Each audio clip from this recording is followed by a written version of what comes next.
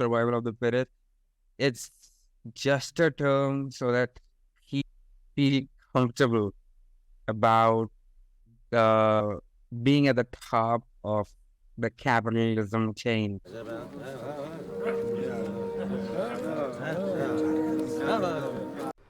Welcome everyone to our podcast, The Oops Chronicle. Today's discussion is going to be about survival of the fittest. I'm your host. My name is Miles. I'm Alaric. I'm your co-host, and we are going to talk about survival of the fittest in human society. This is not about Darwin's theory of evolution. We are going to talk about the original survival of the fittest. That is what you can call in modern day social Darwinism. Now, do you mean someone who's got the biggest stick is the ruler? Is that what you mean? Yep, if you want to sum up the social Darwinism in one line, yeah, that's what it is. That's where everything falls into. Okay. I would definitely like to have your take on it. What do you believe? How should the society function? The society. There's actually no correct answer to how the society should be or how it should be ran, because there's always going to be someone who's going to oppose all of your idea, even if they match 100% of your own ideology. There's something that they're going to oppose. There's something that's going to miss, that's not going to resonate with them. Even though it might be good for them, it might not, just because it might not resonate with them. So I don't think they are going to oppose you for that. So I don't think there's one correct answer that I believe that this is how the society should be or this is how the society should run. What's your take on it? What do you believe? No, let's not go into my take on it yet. We'll talk about that at the end of the video. What I'm interested in knowing is, okay, so social Darwinism, you summed it up in one line. The person with the biggest stick rules. Who thinks correct? You think that's how it should be? I really don't believe so, and that's not always going to work out. I definitely believe that's not always going to work out. So let's get into your idea of social Darwinism. As you summed it up in one line, that the biggest stick will be the ruler. Do you believe in that? Do you believe how it should be? I don't actually have a thought like how it should be, but I know it won't be that way. The person with the biggest stick, because they might rule for some time, they might get to the top for some time. The emphasis is on some time. People are always going to revolt. Someone's going to break that stick, and you're never going to have that stick back. Did you say stick or dick? Stick. Oh my God. I've been saying dick from that time because on the other call I heard dick. Okay. Biggest stick. See, again, I keep hearing it as dick. Stick. Okay, it's the same thing, end of the day. A dick is a stick is a dick. So it does not matter.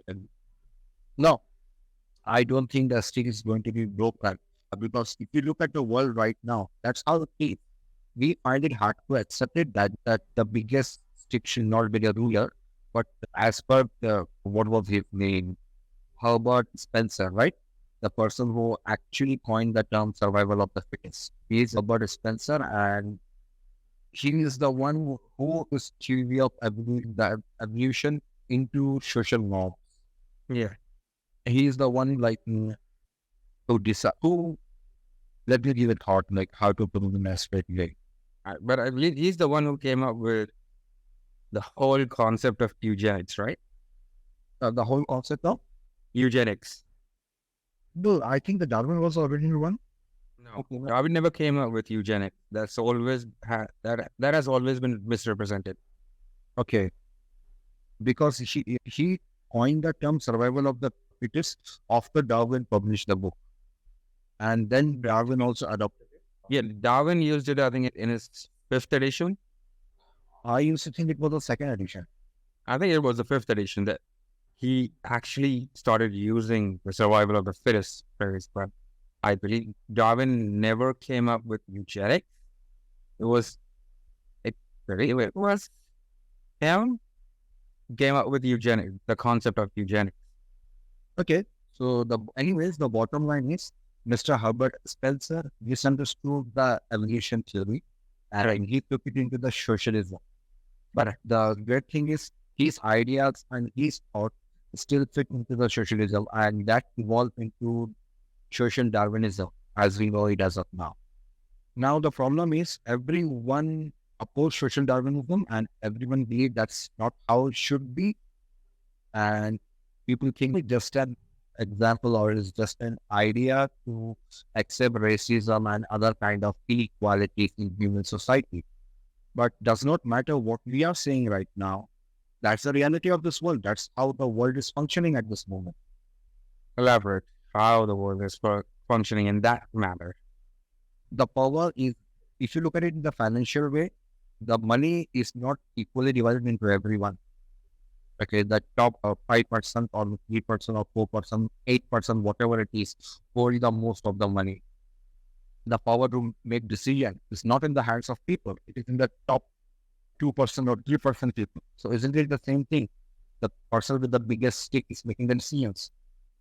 I believe that has to be attributed more towards capitalism rather than social Darwinism. I think that's how capitalism works. That's how capitalism has been working for the last 200 years. What is capitalism? Capitalism is getting a bunch of people to work together to make one person successful at the end of the day. Isn't that social Darwinism as well? No. Probably. If you actually believe social Darwinism word by word, it means the person who's successful already had those natural attributes and never needed any kind of help and it never needed any kind of support to get to that position. If you actually believe social Darwinism word by word, but not how it is. That's not what the social Darwinism. If you look at the original book of Mr. Herbert Spencer, I think it was Principle of Sociology or something like that. So in that book, the way he defined that the things fall into their natural places. So it does not mean someone is born with a special power. It does not mean that someone is born with a special genes or something like that. It just means that if you have those abilities, if you have that particular skills, you will fall into the right place of a ruler or of a same in the capitalism. One person control 100% people. That follows the same thing. I'm still not able to wrap my head around what is the difference. Again, I feel like that's where you're going wrong. I definitely believe that when he came up with the concept of eugenics or social Darwinism, he said that people are naturally born with those skills. Naturally born. Some people are, that's what he said. Some people are natural born leaders, and some people are naturally born to be ruled over. That's where the whole concept of eugenics came up, and that's where people believe that's completely, not highly, but completely racist. Don't you believe that some people are actually naturally born either? I don't think so. I believe that everyone can acquire the leadership skills as long as they actually want to be a leader, as long as they actually want to be into it, rather than just following their mentors' footsteps and trying to be like them, but they actually wanted to be a leader. I think someone who actually wanted to be a leader will become a leader. But someone who actually wanted to follow someone else's footsteps just because that looks pretty cool, I don't think they can ever acquire those kind of skills. It doesn't matter where they're born and which families they're born and what kind of wealth they hold over the world. If they're not into it, if they're not actually into it, they're never gonna become it. I think right now we are going into the debate of all right. So, but I believe that nature plays an important part in this. Doesn't matter what anyone say, even though science have shown like it's 30% nature and 70% nurture. So by taking that as a 30%, we could conclude that some people are born with leadership skills.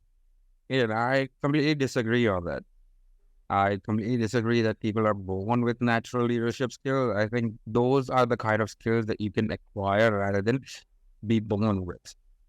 that you acquire on the way, maybe based on the environment that you grew up in, or maybe based on the types of people that you uphold, types of people that you learn about, read about, study about, and that's what shapes your mentality. That's what shapes your behavior and everything. But I don't believe that there's a kind of person who's gonna be born with those kind of skills. Say, let's take this evolution. Mutations happen. Sorry? Mutations happen, right? Correct. So if one species possesses the skill of leadership, it is more likely to pass it on to their offspring. Yeah, maybe. Yeah, but again, there is no endpoint gene at this moment that's gonna say, hey, this particular gene is gonna give you the leadership skill. There's nothing, no such thing. Just for the sake of argument, can we agree that there is a gene for everything? Okay. I mean, it is scientific to believe that there is a gene for everything. No. There is a gene to make you a psychopath, I believe. That's proven. I'm not sure about that. I think I watched a documentary about psychopaths a long time back. And it is proven that there is a gene that plays an important role in you being a psychopath. But the percentage they calculated, it was around like 40% or something. No, actually, what I've read is there's no particular gene that's gonna turn you into a psychopath. It's just the environment. Honestly, it's just the environment that decides whether you're gonna be a psychopath, a sociopath, or something else. Is there any kind of sort of a proven experiment where like teen babies or like other of babies grown up in the same environment and they develop same kind of a trait? Unfortunately, the studies which are there at this moment are completely biased based on race, based on geographical location, based on a lot of things. So there's a lot of research on that, but it's completely biased. What I would say it's completely biased. So I'm not sure how reliable that information, that data, that those papers can be when you already have a bias team against a certain group of people. So we cannot say that any human skills or traits are genetic. That's what I believe. I'm just trying to argue here if your looks can be based on your genetic and if your weaknesses can be based on your genes. So why not the human trait? Because we are moving away from genes over here. We are moving into the realm of psychology rather than physiology. Okay, Anything that physical that might be shaped or cultivated based on your genes, but psychology, it's a gray area for science. There's still a lot to be learned about psychology, human psychology, or any kind of psychology. So until we actually learn, if we actually make that gray area into something that we actually understand, make it clear white, I don't think anyone has an answer for that. the psychology is not different from our physiology. There are neurons in our brain which are wired in a certain way and they react to some stimuli in a certain way, and that's how our thoughts or our decisions evolve. Am I wrong? Yeah. So, I mean, if a person like some people have a genetic that they can easily make a muscular body, and some people by genes are programmed, then they can easily become obese. So maybe our personality traits, our neurons, also are affected by the genes that Again, that's neurology. How brain functions, how you think. That's neurology. You have your neurons in your head that light up or electricity runs through it, and then that part of your brain starts thinking. But you don't know what happens inside. How are you thinking what you are thinking? That's what falls under psychology. It's not the physical part of it. You dream about something, yes, a part of your brain lights up. How does how do you see those images? How do you start hearing voices in your dreams? When you're thinking to yourself, about half of human population can think when they're thinking, can listen to their own voice or someone else's voice when they're thinking about something. How does that work? We know that, okay, this part of the brain lights up. Yeah, okay, good. how, what, when that part lights up, how is it working? When you look at computers, oh, in layman terms, you can say that electricity runs through the central processing unit or CPU of your computer. Okay, it's processing the information and it's instructing different part of your computer peripherals to do this and do that. And we can give you an answer. Okay, so this is what happens. It goes in binary. At the basic level, it's just ones and zeros when the transmitter is turning off for zero and turning on for one. Right. We can give that answer, but when it comes to our brain, we don't know how it works. We don't know how we think. I think by now we have a pretty fair idea of how it works. Do you know about the artificial intelligence? So when you are training a set of neurons, okay, the audience, the artificial intelligence neurons are not comparable to the human brain neurons because they are way different. But in the basic idea is quite the same. So The basic idea might be quite the same, but the whole reason and artificial intelligence or AI or these days the chatbots that are famous, all of them are basically running on storage. That information it has they have a storage space where they can access all that information from, and it's not the storage. I don't think you understand how the AI machine learning works. Okay, it's not about the storage. What is happening is when there is an AI or what we call it, neurons are being trained. They are not storing the data. What is happening is they are forming new neuron connections, and over again. It's in the same way like a human brain is formed. when In the same way, like human brain, whenever we learn a new skill or something, that new neuron connections develop into our brain. In the same way, whenever a machine learning bot or is learning anything new, it is forming new neural connections. Okay, it is so. Even if you're having a conversation with ChatGPT, it is not pulling the data from what do you say from the storage. No, that's not how it works. The neurons have been trained in such a way that after writing each word, the neuron signal what should be the next word. Now, this is just in the layman's term.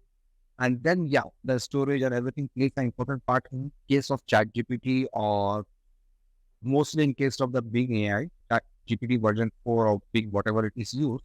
It reads the data from the web, train itself, and again, it gives you an answer. But that is not the storage. If you what the storage one you're talking about is 15, 20 years back. Those chatbots used to impact based on the storage. But right now, the neuron learning, machine learning is not based on the storage. You can train our AI to drive a car. It's not based on the storage. And have you seen those papers on like, the AI is playing hide and seek and all? That is not based on the storage. They are just finding new ways to perform certain tasks. So you cannot say the AIs are completely based on the storage. No. So in the same way, human brain does not have a storage. All it has is a neuron network. With every memory, it create new connections. That is why human brain has a plasticity. That is the new term they have found. And what they used to say is our brain can be trained. Our brain is plasticity. If you start playing chess, there are new connections forming in your head right away. So the physical changes happen in your brain. The physical structure of the brain change whenever you're learning a new thing. So all I'm saying is the physiology affect your psychology as well because those neurons are formed in a way. So in same way, genetic may affect how the neuron works and how the neuron form connections. Maybe in some way our neurons are dependent on a gene to create connections. Suppose my child got the gene of playing chess from me. So maybe she and other activities at the normal rate, but she learned chess much faster because he already got those genes. At the end of the day, the physiology affect our psychology as well. Because there is, as per speaking about the science, there is no such thing as a separate heart. So whatever happened, that has to happen with this physical connections itself. Yeah, we don't fully understand how these physical connections work yet. yeah, because a computer neuron is a much simpler form, but the neurons in our brain are much complex. But at the end of the day, it is three connections. But I can tell you this, what is the similarity, okay? So when it comes to the part of the computer, the programming and the AI, one neuron may have several inputs and may have several outputs. But when it comes to the brain and the thing we call neuron, it's actually contain many neurons like of the computer. So that's the only difference. So what you can say, the single neuron in our brain is made up of hundreds of neurons. Because with every connection string of the brain neuron, they can make decisions in themselves. And another difference is when we talk about the computers, decisions happen based on the electricity. But here the things are taking effect because of the chemicals as well. Yeah, actually. So that is one of the difference. So maybe somehow we can't reject this fact that genes may affect your person. Again, I'm not really sure about that. But hey, if you already knew how AI chatbot work, comment down below. And maybe if I'm wrong, you can correct me. Yeah. I'm pretty sure I'm not wrong on AI chatbot. I can be wrong about everything I said so far, not about the AI chatbot. Because I have no clue about how human body function or what is social Darwinism in reality. I'm not an expert on that topic, but I just believe that at present, the world is ruled in the form of social Darwinism. It's not capitalism. Because, okay, tell me, what role nepotism play in capitalism? Nepotism? I believe nepotism was definitely a word coined by people Who are jealous?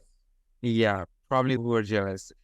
Imagine being a doctor and you have your child grow up in that environment where you're constantly studying every 5 years to renew your license, 5 years or 7 years, based on which country you live in.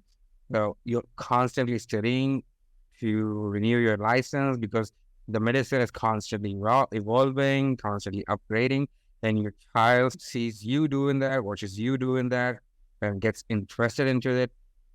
There is a pretty good chance your child is also going to be a doctor because that's the environment they grew up in.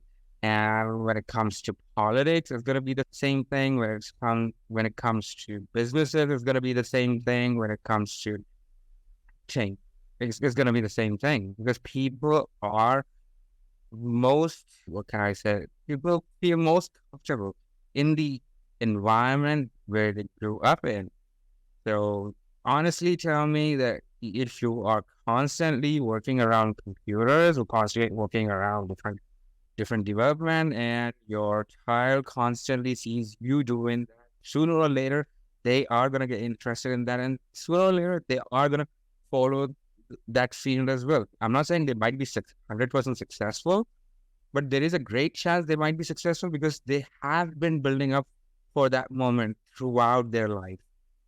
So at least we agree on the topic of nepotism. Because I think we have nepotism as well, man. That's different. Okay, nepotism. Nepotism plays an important role in some aspects of society, like politics, where you can see a lot of people are following their father's path. And in other areas of life, politics, where it is democracy, and where they believe everyone should get an equal chance. But apart from that, like in India, it is made popular by the Indian media and nepotism in Bollywood. That's shit. Imagine you have worked hard for your life to build an empire, okay? So are you going to give it to your child or are you going to give it to some XYZ? What? Definitely going to give it to your child, right? Yeah, definitely.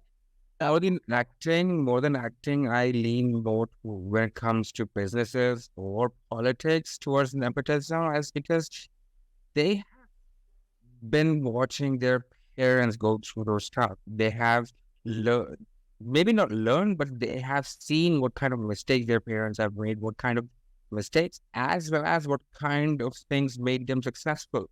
Something that you and I might have to go through a million mistakes to realize, oh, this is how it should have been done. That's kind of something that already has leg up because they grew up in that environment. They constantly saw their parents, maybe their brothers and sisters, siblings, or uncle, or someone in their close circle. They saw them make those mistakes and they know what the outcome of that mistake is going to be. That's something someone who's from an outside world, someone who's an outsider to that particular field might take decades to come to the conclusion, oh, this is what happens when you do this. It might take them years. They are going to constantly make that mistake over and over again. Now, I'm not saying that every person that grows up in that environment is going to be super successful in that particular field. I'm just saying there's a great chance, there's a great possibility that they might be successful or they might have a better chance compared to someone who's a complete outsider. Okay, so taking your point forward, imagine this. There's a small village. The population of the village is 500 people. Okay, that has a population of 5. Now, I and you live in that village. So over the years, I have worked hard, and because of my all the accomplishments or whatever I have done for the village, they make me a leader. They make me the king. Now, what happened is my child is born, and he has gone through all these things. He has seen me make bad decisions. He has seen me make good decisions, and he learned these things much quicker compared to your child who have not seen all these things. So obviously, it has a higher chance of my child being the next king. That's all the social Darwinism is about. Am I wrong about that? I feel conflicted about it right now. How? Yeah, this is something that the person learned on the way. This is not something the person was born with. They learned on the way because coming back to my original point, what I said, some people might have some higher chances because of the environment they grew up in. That's the exact definition that you gave me right now. As far as I know, okay, let's not it is as per he never spoke about the genes. He never spoke about the biology. That's a whole different book he wrote. Yeah, it's Principia of Biology, something like that. But in Principia of Sociology, he never spoke about the genes or anything like that. All it says is genes fall into their normal position. Someone is a leader, the society adjusts itself. And another thing, this principles teach us that government should not intervene a lot. Let the open market decide. And same way, that's what the capitalism says. So what I believe is there is a conspiracy around here. We are actually following social Darwinism, and just because some people should not be heard, that they should not oppose it, we have named it capitalism. But in the nutshell, it is social Darwinism. That's where I feel conflicted because, again, as far as my understanding for social Darwinism is that he said that people are born with those particular genes. People are born with those particular traits. That's something he never said that because I don't think he said that. Okay. That's where I'm conflicted right now because I definitely believe that, environments definitely shape you, mold you for some particular situations. But again, I believe that those things, again, can be acquired as well. And it might take some people longer to acquire those skills, but at the end of the day, they might be able to acquire those skills as well. Because I said, for me, it might take 10 years to understand that, oh, this is what I've been doing wrong. That is why the outcome is in this manner. But I will learn someday that, hey, this is what I've been doing, and that's the reason the outcome is wrong. Sooner or later, I will learn that. I might take longer to learn. I will learn that. There's a clear distinction that we need to make. There is survival of the fittest in biology, and there is survival of the fittest in socialism. Okay. So, in survival of the fittest of sociology, the genes does not play any part. It's not about the genes. It's not about biology at all. That's a whole different book. Principia of Biology, that's a different book, Principles of Biology.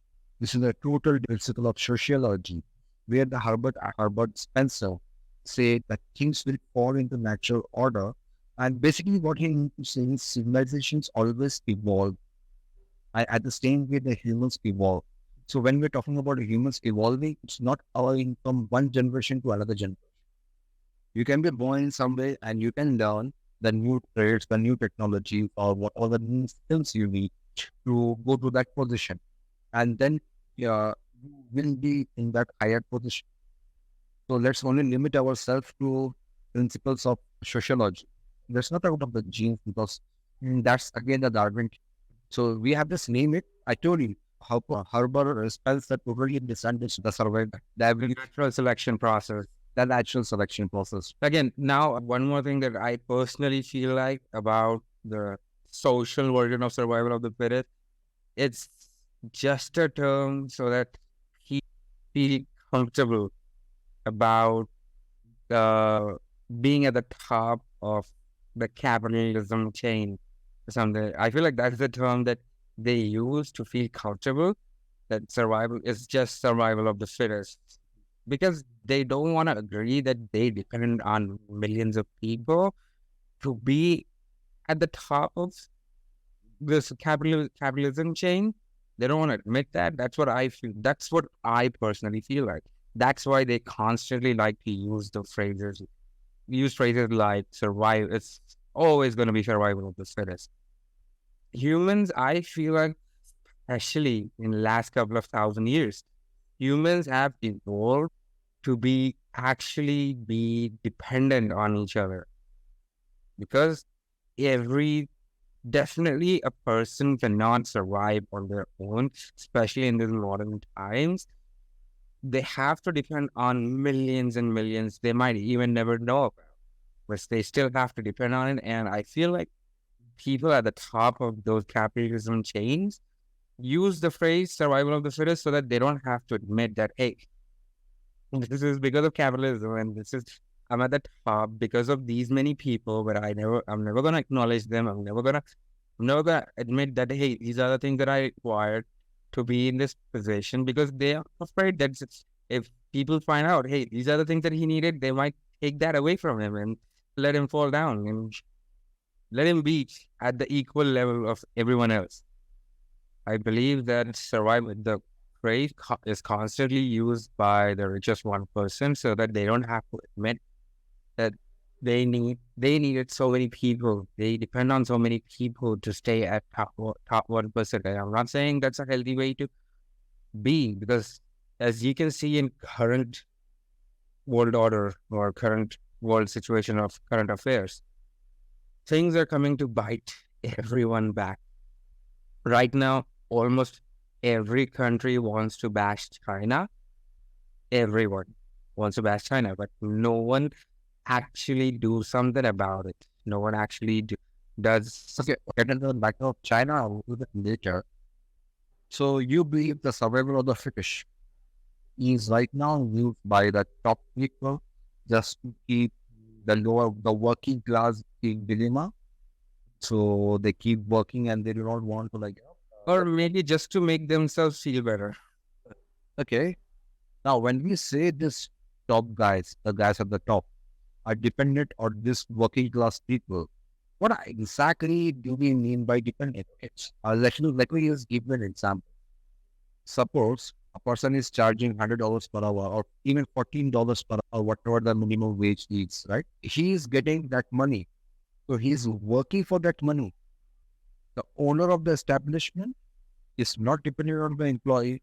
Neither the employee is dependent on the owner of the establishment. They both are having a deal where equal amount of assets are being traded. The owner of the Obviously, yeah, both parties are dependent on each other. But what I'm saying right now is the people at the top don't want to admit their part, that they are also similarly or equally, or maybe not equally, but similarly dependent on their workers or their. There is no matter of the term dependent. They're just having an equal trade. I do not feel that it's an equal trade, because at the end of the day, all the giant corporation in the world do not care about the welfare of their employees. They only care about maximizing profit at the expense of their employees. It's never an equal trade. If I'll tell you what is an equal trade. The third person cannot judge what is an equal trade. Let's say you are hiring me for a job, right? And you want to pay me $5 an hour. And I agree to you. So when this trade is taking effect, in your head, whatever I'm bringing on the table is worth $5. And I am agreeing to that because in my head, I believe, okay, I cannot get more than $5 for whatever I'm bringing to the table. So for us, it's an equal trade. Only a third person from a different perspective can decide it's an equal or not. But for us, it's an equal trade. So that's why I think this is an equal trade. Equal trade as long as you are doing exactly the same thing that you've been doing. The moment situation changes is the moment when the term starts feeling unequal. Let's say you're working, let me give you an example. Let's say you're working for a giant corporation and you've been hired to do something about in their corporation. Let's say it's a cell phone company and you were hired to improve one particular feature of that cell phone. In the process of doing that, let's say you stumbled upon or you invent a whole new process.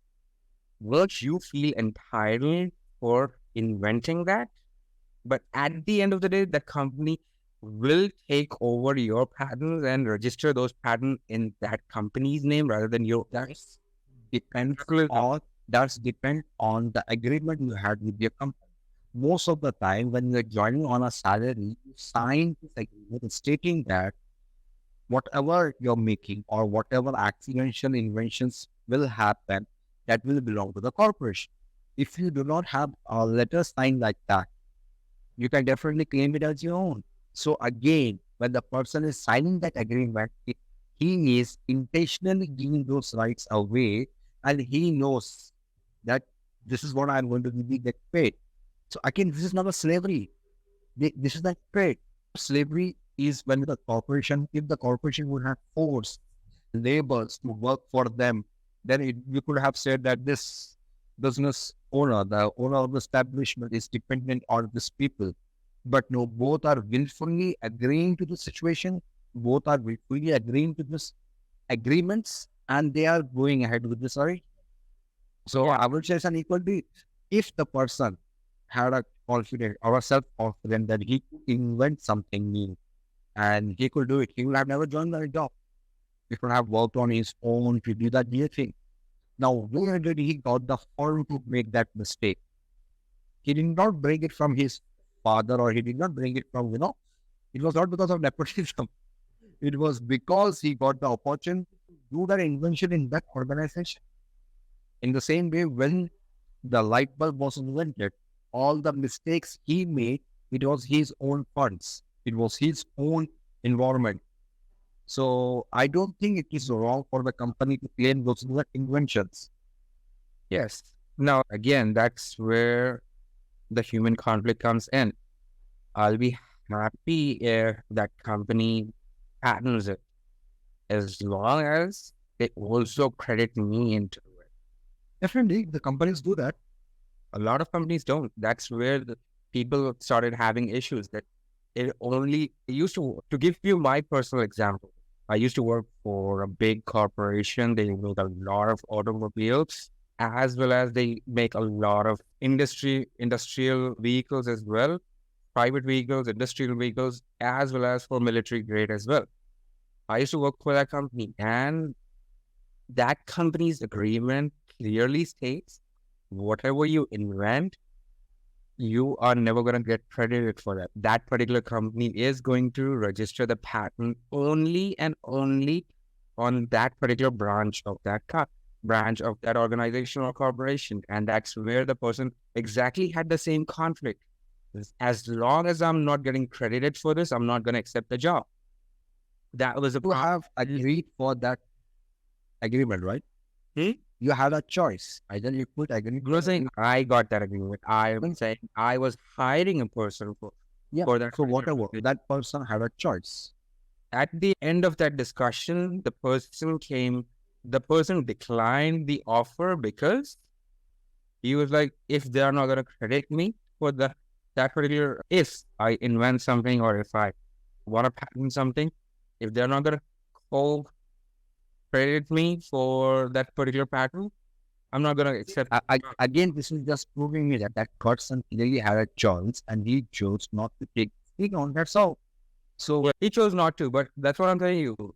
A lot of companies don't agree to that part as well. yeah, that's what I'm saying. That the companies don't have to agree to that point. They can even write in that element, your name will never be mentioned. So if the person, as long as out of their free will, joining the organization and saying, okay, I give up this rights. So it's quite fair. It's fair enough for me. I think it should be fair enough for everyone. So the survival of the fittest is not again a point term, or it's not a way again someone uses to make themselves feel good. The survival of the fittest reality. If that person have that power over you to make you sign a joining agreement in which you're giving up your rights to claim your invention, then they are fitter than you and they deserve to be on the top. What do you have to say about this then? See, Yeah. they are fittest, right? That's my opinion. I feel like that's exactly what's wrong with it. I feel like the person I'm not saying the person should get everything out of it. They should milk every little ounce of that, of it. But what I'm saying is that person should also be, by default, be a part of it, by default. It depends on the person and the organization. Why did he sign the letter? In your case, the candidate refused to join. So it was his right. So now he's going to go work somewhere else and he might invent wonderful things over there. And I hope he invent wonderful things over there where he can claim his name on it. So I think it's a free market. Again, it's survival of the fittest. The survival of the fittest is not the point. Now, get this. That person was fitter enough to decline. Okay. Yeah. So now he might have got, or he will, because I believe in him, he will get an opportunity to work in another organization where he will have his innovations to his name.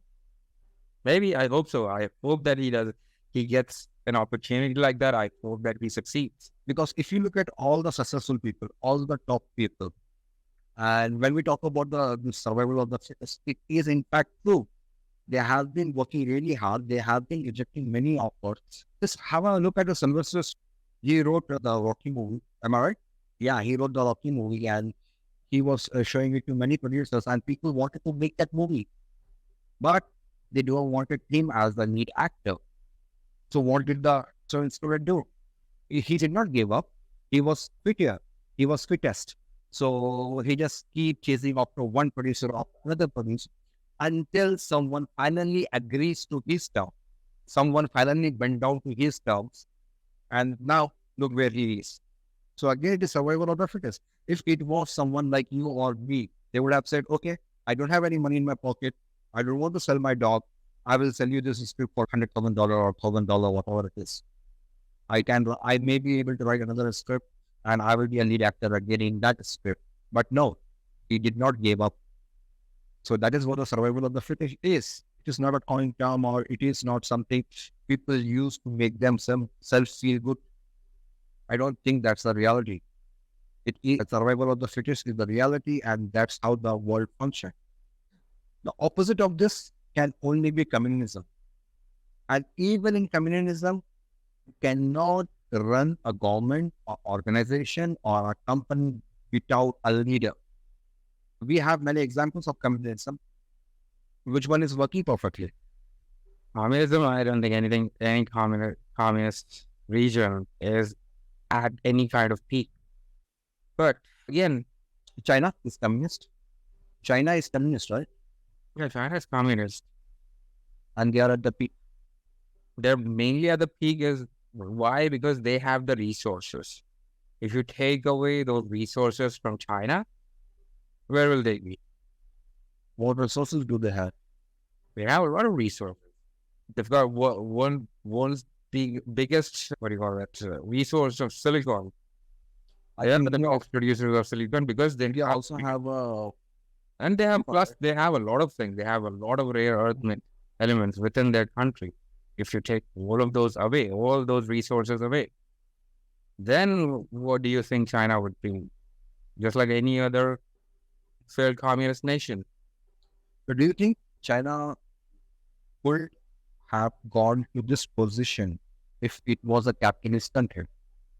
We will never know because that never happened, and we have barely seen a democratic or capitalist country with those kind of resources in hand. I don't think we've ever seen Is Japan a democracy or Japan is a democracy? democracy here. But how does the Japanese government work? Because they are, for us, we cannot understand their culture. Their culture is very different, and they are very hardworking people, and they are going through a lot of revolutions. So how does their government work? Is it like a good democracy, or it is just a Russian democracy, like a pretend democracy? I feel like it's a good democracy in Japan, not a controlled or puppet democracy. What? I don't feel it's a puppet democracy. It's a good democracy in Japan. Yeah, the only reason the country reached at the top is because of their hardworking culture. They have very few resources. They have very small amount of habitable land, and still they managed to peak because of their hardworking culture. So coming back to the stick. Now, coming back to the stick again, I still feel like sooner or later, someone's gonna break the stick. They might feel like they are at the top and they are gonna stay at the top, but it's only gonna be momentary. That's what I feel like. Someone's gonna come in and break the stick. The capitalist top 1%, then they're not always gonna stay at the top. Someone's gonna come in and break that stick. Now, the reason I'm saying that this capitalist behavior is coming back to bite them is because look at the norms that countries are coming up with, the right to repair, the EU norms, this and that. The countries are coming back to bite them. To repair does not happen in capitalism. In the beginning of capitalism, I go to the capitalism. In the beginning, you can say, like, for example, when there was sport, when there was early electronics, the washing machine or the refrigerator or cars or everything was repairable. And it was capitalism back there as well. So ideal to repair is, demanding for that. That's what I feel like. Capitalism was there 100 years ago as well. 200 years ago, I think that's when it's actually started. But right now, I feel like it's getting injected into each and every vein of the body that business is. What is opposite of capitalism? If it is not capitalism, what is something that what philosophy should be followed to govern our cultures? Probably what people suggest as socialism, right? What is socialism? At least socialism is where everyone gets actual equal trade, where they get equal part of that pie. And who is going to decide it's equal? That's why I said an actual process, or there is no such ideal process of running a country, a government, or have actual process of social norms, because there's always going to be someone who's going to be opposing something. Now, just like you said, who's going to decide it? Doesn't matter if it's the world's most decisive, equal and just person that's who's deciding, and still someone's going to come up and say, hey, socialism is something where one individual will not be able to take the advantage of another individual. So a complete utopia without anyone taking advantages of anyone else. And that's going to be impossible. That's imaginary stuff. Just what do you call that? What is that word? Ethiopia. Just like Ethiopia, it's always going to be a dream. It's always going to be in your imagination. Complete socialism where people are complete and just and equal with each other. That's a gift. So you believe that it's not possible. Okay, complete socialism or world where no one has advantage over another individual. Sorry, not utopia. Ethiopia is a country, utopia. So, but why are the modern activists fighting for it? Sorry? Why are the modern activists fighting for it? I feel like they have a very short or narrow vision, and that's why they feel like they need to fight for utopia.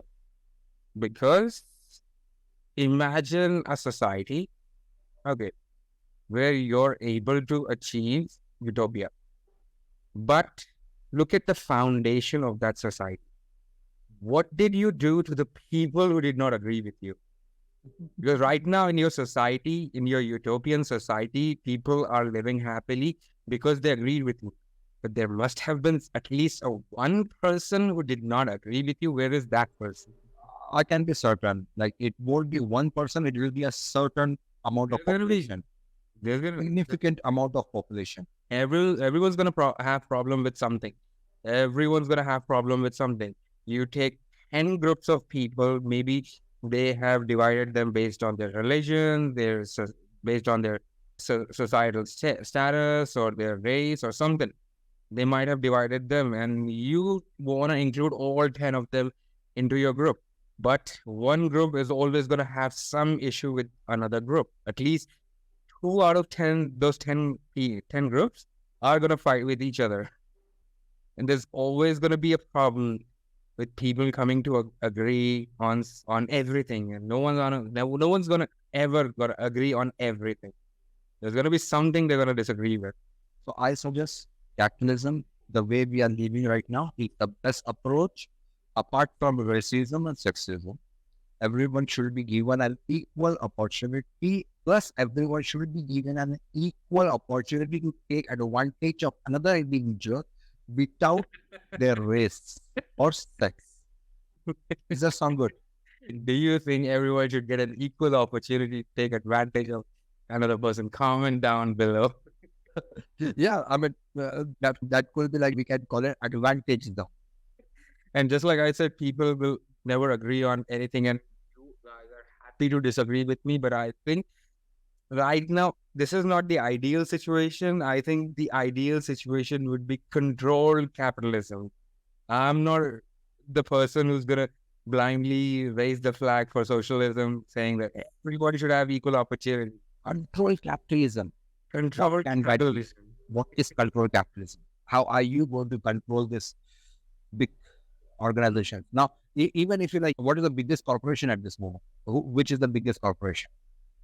I don't exactly know who's the biggest right now. I think a year or two ago, it was Saudi Aramco. What was the net worth? Oils. No, net worth. How much was the net worth? I don't remember exactly. Okay. I don't even know if they're still the top.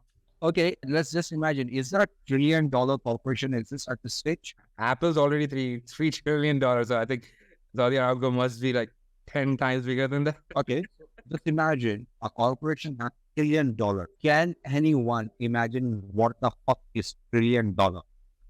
Can you just wrap your head around it? What can you do with $1 trillion? Now imagine, how many countries can Apple control by having $1 trillion? That's where my point of control capitalism comes in. You know, these companies are exploiting, and you can agree with that, exploiting everyone. They're exploiting their customers, exploiting their employees, everyone. Control capitalism, again, you guys, I'm very much happy if you disagree with me, but what I mean by control capitalism is they don't exploit people to an extent where they are squeezing every ounce of their blood. Okay, so they can exploit people, but not to an extent that they will die. So what you want to do is exploit your customers. Let me just put it into expert words for you. What you're saying is a capitalist corporation should exploit people enough so that they can exploit them again tomorrow. Don't exploit and kill them today. All I'm saying is they should be able to exploit enough for the advancement of technology or society, but not just blindly exploit people for the sake of profit. And that's what I feel right now the capitalism is. They're exploiting people for the sake of profit. Yes, every company works for profit, that's true. But I think there should be a control limit on that. As long as the company is able to make enough profit or some profit, at the same time they're able to advance their technology or whatever they're into to the next level, that should be fine. For example, this is where I had another conflict within myself again. Data privacy, to be specific. Okay. Data has helped a lot of companies achieve things that you enjoy on a day-to-day basis. For example, social media companies have used your data to train their algorithms to make sure that you receive or you view stuff that you actually like. And you have been enjoying that for free for all these years, for literally over a decade now, that you've been enjoying that for free. There is a reason why it's free, right? It's never actually free. You're trading that with your personal data. And I personally felt that was a fair trade, that you are letting your data, lending or handing over your data to that particular social media platform, and they have used to advance their technology at the same time, make profit out of it. But it becomes crazy when they start selling your data for no reason of improving their own product rather than just making money out of it. Imagine that you're the one who's running that social media platform, and your scope is no longer to improve your platform. Your scope is, my platform is the best. I don't want to have any changes. I don't want to make any changes to it. I just want to squeeze as much profit. That's where evolution comes in, right? That's where evolution comes in. There was MySpace, and then the internet evolved because of evolution. And there was, Facebook. And somewhere between, and even before MySpace, we had an MSN. Yeah. MSN groups and chats and Yahoo Messenger. So the internet is evolving, right? So I think, as per what is his name? Mr. Herbal Spencer, things will take care of itself. Okay, your social media platform is not evolving enough or not evolving fast. You are not the fittest. So your social media will die and something is going to come up. Twitter was the best censorship and some great decision by great individuals. Now the thread is going up. So that's the survival of the fittest. And that's the evolution. How is that survival of the fittest? It means it's not survival of the fittest. Why not it's not survival of the fittest? Okay. In the survival of the fittest, it does not mean only the stronger wins. Okay. What it exactly means is, see, there are two groups of people. And one group, whenever there is a problem, go and fight the problem. Another group hide. So from our viewpoint, normally when people say fittest, it means that the person who goes and fight and be the stronger is the fittest. No. But in actual survival of the fittest, it depends on the environment. Sometimes it's better to hide. And the person or the group that is hiding are the fittest. So that part, but your example for social media, how is the current social media situation is an example of survival of the fittest? How? Explain that. Okay. Twitter evolved some wrong genes. Okay, Twitter evolved some wrong traits, and it is not able to survive the current market, and threats are making a comeback. And if you look at Mark Zuckerberg, he was going down after, especially what happened after the Meta, and especially after pantless Meta or the legless Meta. But again, Elon Musk made the Twitter algorithm open source, and based on that algorithm, Facebook launched Threads, and now Thread is catching up to the Twitter rapidly. Now, if you come to the part of the Twitter and Elon Musk, I feel like Elon Musk is intentionally want to crash Twitter. What do you think? Elon Musk intentionally wants to what? Crash Twitter, destroy Twitter. Crash. He never had the intention of continuing Twitter. He wanted everything app where it's not just about sharing your thoughts, it's about doing a whole bunch of stuff. That's why I think he changed it to X now. He has a passion with X. His life dependent on X. Yeah, but he's been talking about everything app ever since he acquired Twitter. So I think Twitter is not his end goal or his end product. He wants to move Twitter away from what it is. I believe that he just wanted the customer database that Twitter had. Yeah, that's an interesting. But okay, even if Elon Musk owns the Twitter, he does not own the data. I don't know about that, but depend on the Twitter's privacy policy. So depending on that, maybe Elon Musk will be able to use that data, or maybe he may not be able to. He's an intelligent guy. He might have read those before. So I think if there's a possibility, if he bought the Twitter only for data, that's a huge possibility. And what is that Elon Musk and has access? What's this with Elon Musk and X? I don't know. He's always been obsessed with X. Yeah, he got X amount of children. PayPal was also X.com, right? Yeah. And it was X.com. It was acquired and then it became PayPal. Yeah. And he got multiple access. Yeah. And it's an X app. He got an X app. Have you read that news story? I think it's from India, where a father saw the X app in his child phone, and he immediately thought it was a pornographical app, and he beat the shit out of his kid, only to later discover that it is Twitter. Let us know in the comments below if your parents thought the same, or you as a parent thought that your kid has a pornographic app on their phone just by seeing the X app. I was seriously confused. I just woke up one day and I was trying to scroll through my phone app.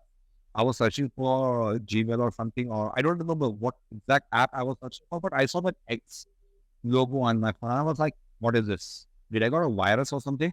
That was my first thought. Ah, weird things, weird things. We are living in the weird times.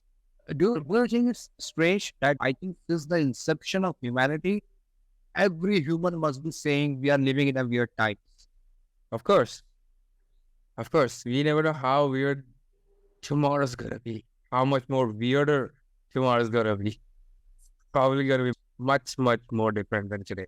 I think this is how the human race is going to end. The great filter scientists talk about, that's not going to be the nuclear power or something. Okay. We are going to become extremely undecisive, and we are not going to decide what type of society we should follow. Either it should be socialism, capitalism, or Darwinism, or whatever ism it is. We are going to get confused, and that will be the reason for our destruction. You know what we should do? All the humans on the world should stop doing the job. The government should get together, and there should be free food, clothes, and shelter for everybody. And without becoming greedy, we should all build a spaceship just shown as an and launch ourselves to the space. And then we can decide who is the fittest or who can rule around. Do you think it's a great idea? It's a great idea, but again, like I said, it's never gonna work because there will be always gonna be some government who's gonna oppose. Come on, we just Not because they have an issue with it. They are gonna oppose because the government they oppose agreed with that policy. so you can say oppose for the sake of opposing. Yes. I think India, China, United States, Canada, Australia, and a couple of more big nations can do it easily. But you're never gonna find all of them on one page. Including Russia as well. I'm sorry, Russia, that did this. You are a huge country. Don't mind me.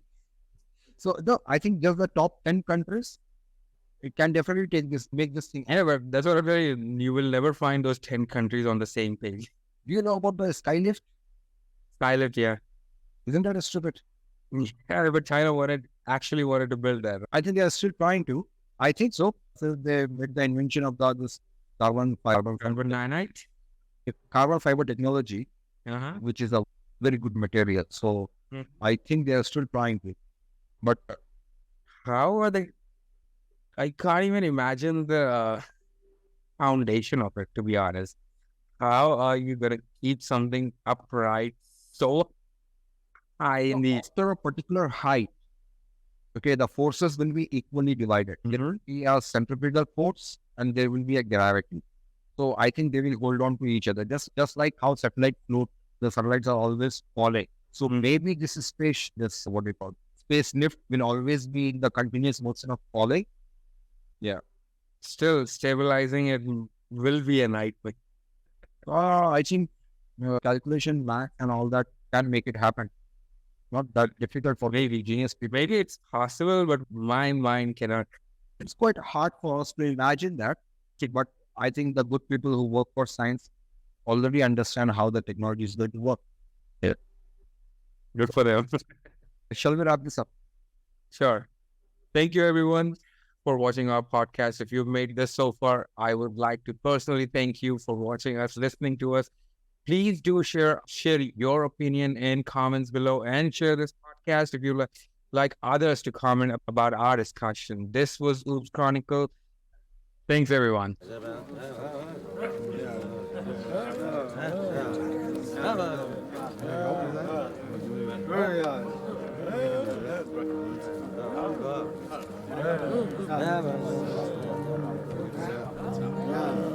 Yeah.